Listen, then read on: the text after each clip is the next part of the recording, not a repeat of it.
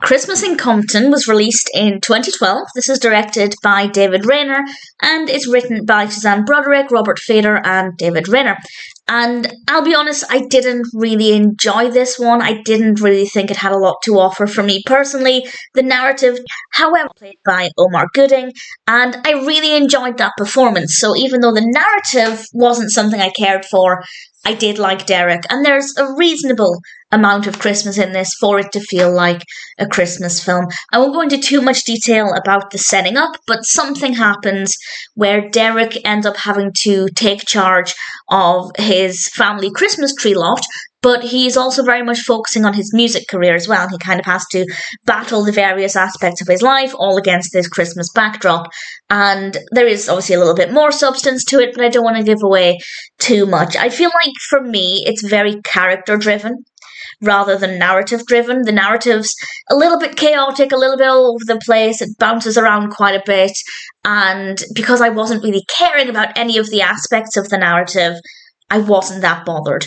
But as I said, Derrick is a really likeable character and I really enjoyed watching the character. So I guess I was emotionally invested in his journey, even if I wasn't that bothered about what the journey is, which sounds contradictory, but hopefully you'll know what I mean. I liked the character. I wanted the best for him. I just wasn't interested in watching things unfold from a narrative perspective.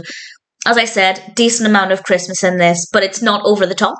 So if you don't like sickly sweet Christmas films, you don't need to worry about that here. That's absolutely not a problem. I can't say I enjoyed the film, and that's largely because I am narrative driven. People look for different things when it comes to films, and for me personally, it is usually the story that hooks me in. And sometimes, if the characters are strong, that's enough.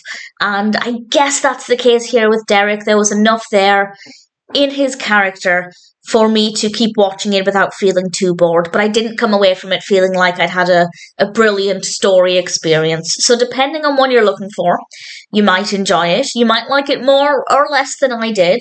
I didn't come away from it feeling like I'd had an amazing experience, but it also wasn't completely boring either. So I guess for me, it's a pretty average film. Didn't tick all of the boxes I was looking for, but it still had something to offer with the characters, if for me, not the narrative.